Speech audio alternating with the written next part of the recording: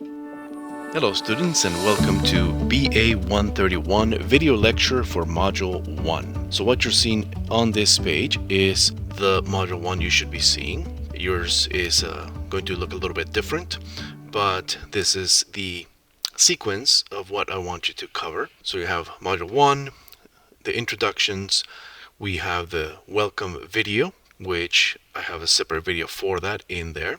If you click there, you're going to be taken to this page. This is the same video that's up in the Start Here section for the student resources. It's the same video, so if you watch that, you don't need to watch this one right here. You can watch it here, you can watch it on YouTube. Then you have the introduction to the module, and this is the format that you're going to have in all of the modules. You're going to have an introduction to the module, what you need to learn. So let's take a look at that. You're going to look at Module 1, Target Audience and Cultural Differences.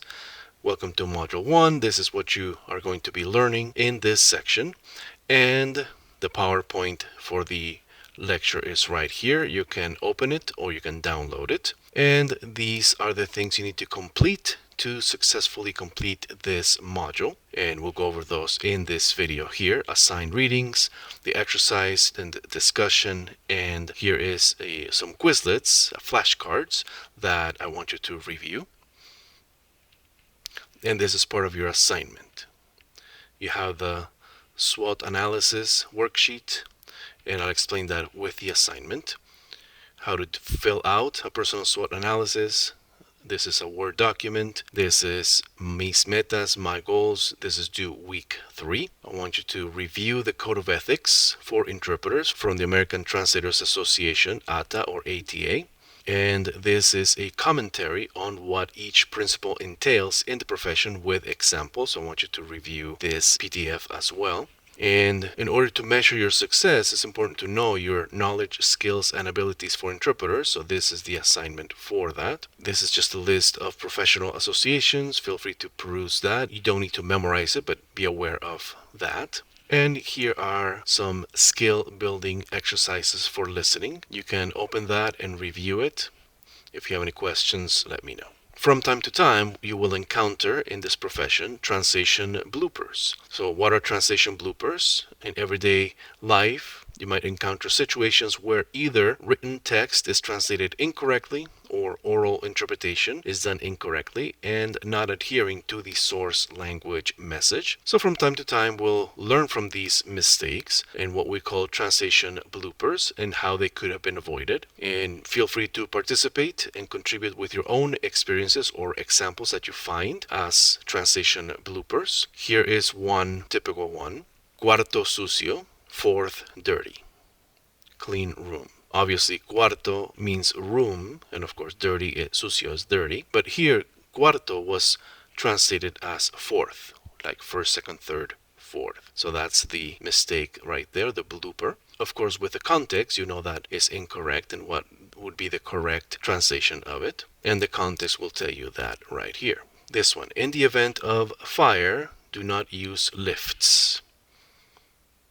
You read that in America, right, in the United States, and this makes no sense. In the United Kingdom, in British English, lifts are elevators. So in America, in the United States, you would say, in the event of fire, do not use elevators. That makes perfect sense. But since this was translated directly, en el acontecimiento del fuego, that's a mouthful, that is incorrect. No utilice las elevaciones, not even the elevators, las elevaciones. So it's wrong all over.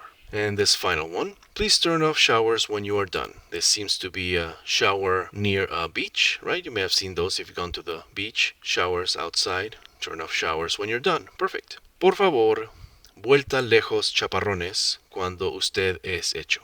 Exactly. What the heck is that? If you look at it word for word, or an early Google Translate, I mean, nowadays, even Google Translate is doing a decent job. So please, por favor, right? Turn off. Vuelta lejos. I mean, I don't know where they get that from. If you can figure it out, put it in the comments. Now, showers here. Of course, when the water comes out of the shower heads over here, we call those showers. But also precipitation. Heavy precipitation, heavy rain is called showers. Un chaparrón is a heavy rainfall. That's where that comes from. Incorrectly, of course, right? When you are done, I mean, if you are a piece of meat that you are going to be well done, right? Usted es hecho. I mean, not even then. So this is totally off. Now, we point these out here.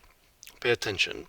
We point these out here, for a little chuckle, a laughter, learn what not to do. But if you knew where this was, and that's not the case for me here, but if you knew where this was, if it's a city or the county that takes care of the beaches, you could go in there and say, hey, I'm a translator. I'd like to help you fix this. And this happened many years ago now. I was on a list of interpreters and translators, a serve list, if you can remember that from the old days. Now you have email groups and all that, but back then it was listserv. And somebody was pointing out, hey, this salsa label had all these wrong things. And people were laughing and joking and making fun of it. And I thought, they were in Monterey, California, if I remember correctly. So I looked up the company, I sent them an email, and I said, hey, I found this label. These are things that are incorrect. And they emailed back and said, oh, thank you for noticing that. Please fix it, and we'll pay you for it. So I got a free lead on a client because I was willing to go the extra step of not just pointing things out in a learning situation, that is what we're doing here, but also take proactive action to solve a problem and get paid for it. So never discount that. So feel free to bring some appropriate G-rated bloopers that you may find online or around the community.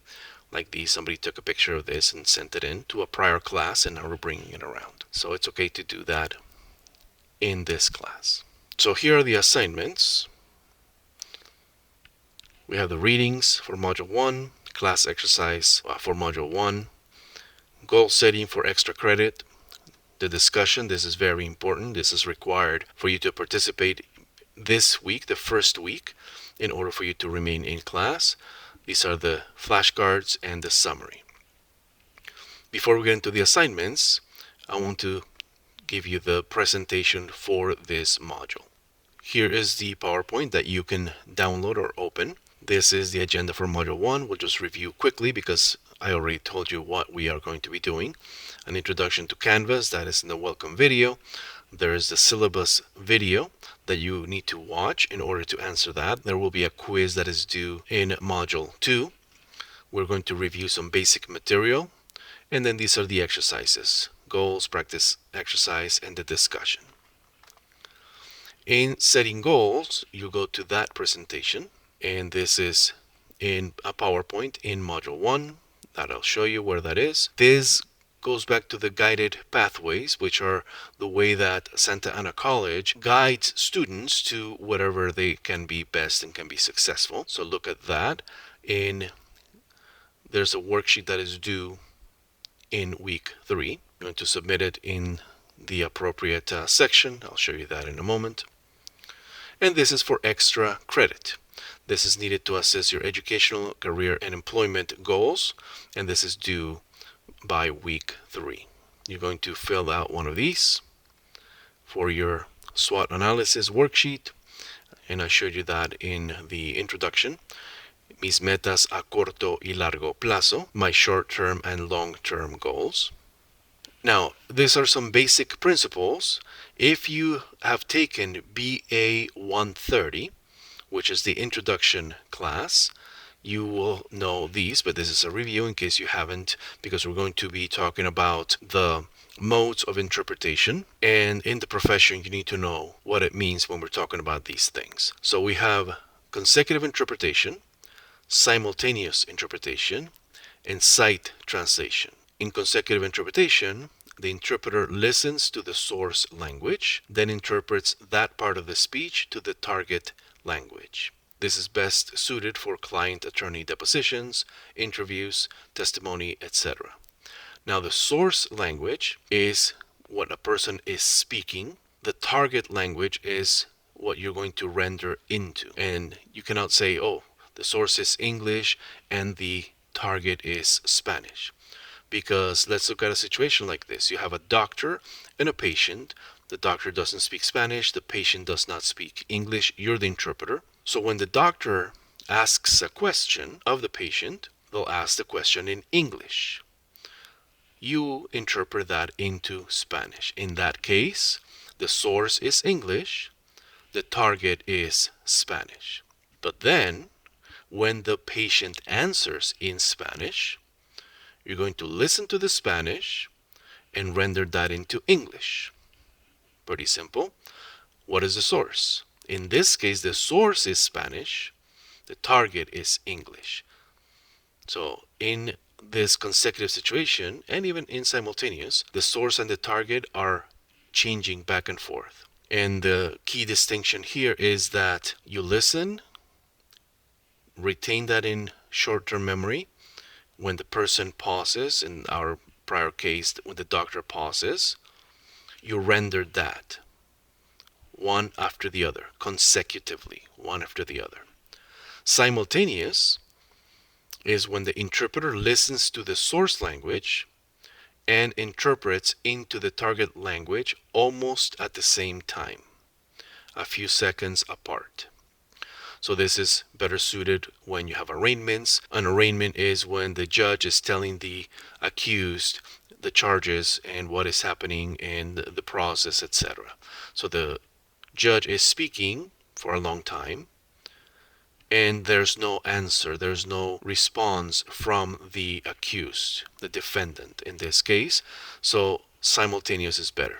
Source, in this case in the court, source is English, target is Spanish, and you do that almost at the same time, just a few seconds behind. And we'll get to practice that later on. Sight translation, even though it's part of interpretation, sight translation is the oral interpretation of a written document. This is best suited for medical documents, forms, applications, etc.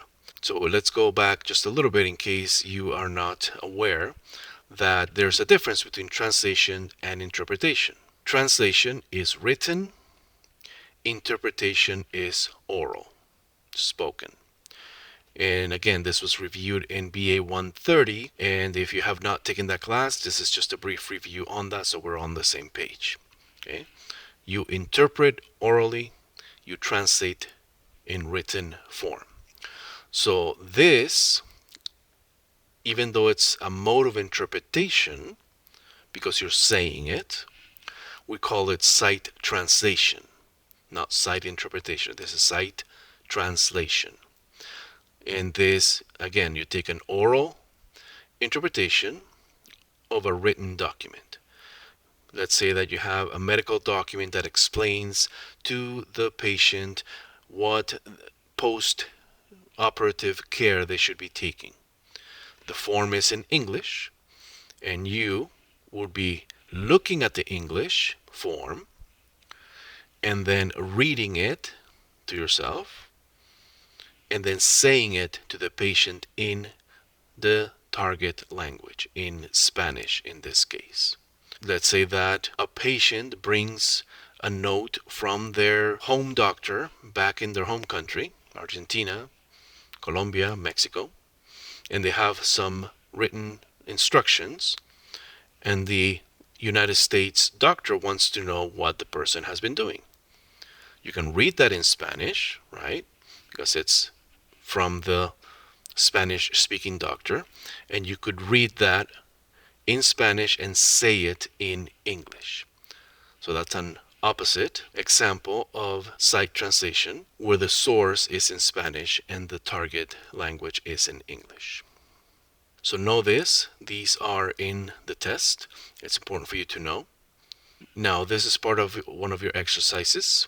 We have to understand people, because one of the things that you're going to learn, again, this is part of BA130, the introduction class, is that we do not translate words. That's right. We are translators. We do not translate words. We translate meaning. Same thing for interpretation. We do not interpret words. We interpret meaning. What is the meaning that you want to convey? What is the meaning that the person in the source language wants to convey? to the target language listener. And sometimes people use colloquial language, slang, regionalisms. So it's important for us to understand these terms and these words and phrases. So we have an assignment for that. So for you to understand, these are the definitions that we'll be working with. A colloquial term or phrase is used in or suited to familiar and informal conversation. And usually, it does not mean the literal words. Typical example from Mexico and other Spanish-speaking countries. You meet a friend on the street, young, both of you are young, and you tell your friend or you ask your friend, "Hey, ¿qué onda?" Would you interpret that as, "Hey, how wave?" Right? ¿Qué onda? No. It's, "What's up?" Right? Same thing. That's an English colloquialism or slang. What's up? The sky. What's up? The ceiling, right? If you're being literal. So that's the thing. Colloquialisms and slang typically do not mean the words themselves, but they have a meaning within the context. So colloquial is suited for familiar, informal conversation, colloquial language. Slang is very informal words used by a group of people. Okay, so you have the slang of carpenters and the slang of painters. And maybe the police officers have slang, certain words that they use. Hey, what is your 20? Okay, what is your location? Things like that. That's slang. It's informal, very informal, used by a specific group of people. Colloquial words are used by the majority of people in that register, and slang is used by a certain group of people. And finally, regionalism is a word that is used in a particular region. And these are definitions from the dictionary. And we'll have exercises for that in this module. We have a little review of Latino population statistics. There's a link in the introduction. We'll go through that. And the discussions are due by Sunday of each week at 11:59. But your original post, and I'll show you that when we get there, your original post to my question, to my prompt, is due Friday by the end of the day, 11:59 p.m. And you have to answer all of the questions in the prompt in order for you to obtain the full points. And you need to reply to at least 2 of your classmates by Sunday of that week to obtain the other 100 points, for a total of 200 points for that assignment for each discussion. If you do your own post and do not reply to your classmates' posts, you do not get points for the replies. You get just 100 points. And I might send you a message and say, "Hey, you forgot to reply to your classmates. Go ahead and do that to obtain the rest of the points." And when I say reply, I mean you need to engage with the post. Meaningful replies, not just, "Oh, that's great. Oh, nice story. Oh, me too. My family did as well." Nothing that short. I want you to have complete sentences. Do not write like you are texting. I want you to train to be professionals and to write professionally. So do not write capital I for the personal pronoun as lowercase I, right? Check your spelling before you post and before you reply. Grammar is important, as you'll see. Points will be deducted if there are grammar errors. And in Canvas, just like in a Word document and in a Google Doc, grammar errors are highlighted, spelling errors are highlighted. So fix them before you post your reply and when you submit. This is the discussion. We'll talk about that in a moment. Every assignment has a rubric, so you know what to expect and how you will get points for what you do. And if you have any questions, you can send me an inbox in the Canvas app or in Canvas, or you can email me at vargas_cesar@sac.edu. Let's go back to the module now. So we cover the readings. This is an ATA or American Translators Association article on educational interpreting. So I want you to read that. This is an article on Latino students in K-12 from the California School Boards Association. And you can read these articles. For these, I just want you to review. This is the National Code of Ethics for Interpreters in Education in the Classroom. And this is the Spanish-English Glossary for Educational Settings from the California Department of Education. These are huge. I want you to peruse them. Do not read all of them, of course, but just know that they are here. And if you have any questions, if you're curious, you can go through those. These are the readings for this module. The first exercise is where we're going to be talking about colloquialisms, slang. So read through the instructions. I don't need to read through all of these. The instructions are clearly specified here. But you want to engage with Spanish-speaking parents, family members, or other native speakers of Spanish. Depending on your situation, you can do this in person, by phone, video call, any way you can interact with them in an informal, familiar situation. So if family is not available, you can speak to any native speaker that you can have access to. If you have access to older people, they usually have more of a grasp of colloquialisms and slang and regionalisms. So if that's available to you, use them. If not, any Spanish speaker will do. What you want to do is for 15 minutes, you set a timer, and have a conversation. Have an informal conversation. Listen carefully, ask questions, and you want to gather as many colloquialisms, slang terms, and regionalisms as you perceive, as you come across in conversation. And you want to focus on natural everyday language. You don't want to talk about physics and formal topics. You want to talk about everyday things, conversations, stories, things like that. Once you finish that, you're going to categorize your findings into 3 categories right here. And then for each of them include the Spanish word or expression that you found, the literal translation or the closest natural equivalent in English, and this is optional but it gives us context, a brief context or example of how it is used. And then after you finish that, you're going to have a reflection. This is the written component. You're going to write a short reflection. I don't need you to write a big essay, 1 to 2 good substantive paragraphs that address anything that surprised you about the words or expressions that you discovered or you remembered, whether you realized some terms were colloquial, slang, or regional only after analyzing them. You may not know that "que onda" was a slang, colloquialism. You may not have realized that "eso está chido" is slang, for example, and how this experience relates to your future work as translator or interpreter, as we talked about recently. You're going to copy all of that content, your categories, translations, and your reflection into this Google Doc right here.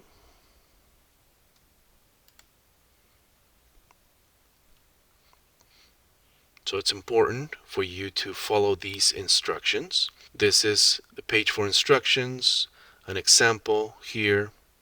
You have a Spanish term for colloquialism, ¿qué onda? What's up? How's it going? And then this is informal greeting, common in Mexico. Slang or jerga, you have está bien chido. What is the closest English equivalent? That's really cool. And notes or context, this is optional if you can. If you can't figure it out, that's fine, but do your best on this. Youth slang in Mexico. Regionalisms or regionalismos. Guagua is bus. This is in the Caribbean, Puerto Rico, Dominican Republic, Cuba. So you're going to do that with all the words that you came up with. Your reflection, 1 to 2 paragraphs, answer these questions, and then only edit your own entry. This is a Google document, so make sure that you work on yours only. Go to the next available one, and then here you write your name, the date, and then your entries. If this is filled out, go to the next one. I have enough for all the students here. So go to the next one.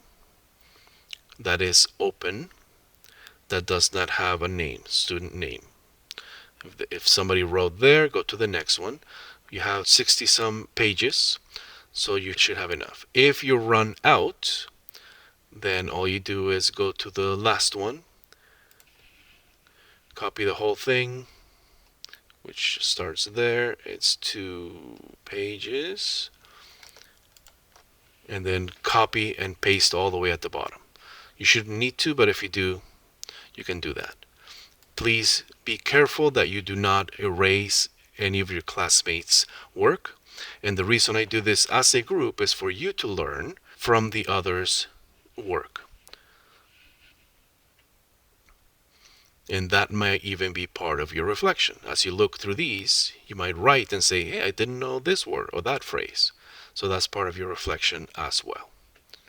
And then you follow the instructions in the Google Doc that I provided to submit the work. And you fill out this information. And here, well, these are the objectives for the exercise. And I want you to submit a Word document with your assignment. And that is what I'll be grading here as well. For the goal setting activity, you're going to go through this PowerPoint. Cómo definir metas. This is what the pathways are. This is the model that Santa Ana College follows that creates a highly structured approach to students that provides all students with a set of clear course taking patterns that promotes better enrollment decisions and prepares students for future success, and integrates support services in ways that make it easier for students to get the help they need during every step of the community college experience. And these are the pillars for the guided pathways. That might be a quiz question coming up, so review these. This is the analysis worksheet. You can download this so you can work on it. This is the personal SWOT analysis, strengths, weaknesses, opportunities, and threats. That's in the worksheet. Download that. And this is the My Goals PDF. Again, download that. This is for extra credit. This is going to help you in your career and your life, so I highly recommend it. But this is for extra credit. And the points assigned to this are set to 0. So when I give you the 200 points, this is going to be extra credit. That's how extra credit works in Canvas. So even though you see 0 points, that's going to give you extra points once you submit and you are graded. Again, this is optional, highly recommended. The discussion, this is essential, this is imperative for you to finish this, participate in this in order to continue in the class. And this is a very simple assignment. You can actually do this first if you want to. Even though it's at the end, you can do it first because this does not relate to everything that we've learned before. This is the exception of what I mentioned earlier. And what I want you to do is answer these questions and introduce yourself to the class, answering these questions in this following format. Number your answers accordingly. So you can tell us, number 1, your name and your last name. 2, where you're from, where were you born, your birthplace. Write number 3, how did you learn the Spanish language? A short phrase. How did you learn? I learned it from my parents, or I grew up in Guadalajara, Mexico. Whatever that is, right? So go through these. What is your fluency level? How comfortable do you feel with writing in Spanish on a scale from 1 to 10? How comfortable speaking in Spanish with the same 1 to 10 scale? Share a hobby or something funny about you. And then all these as well, 6 through 11 as well, all these. Your answer to the above questions, number your answers to the questions, is due by Friday, February 13th. If you can do it earlier, do it earlier.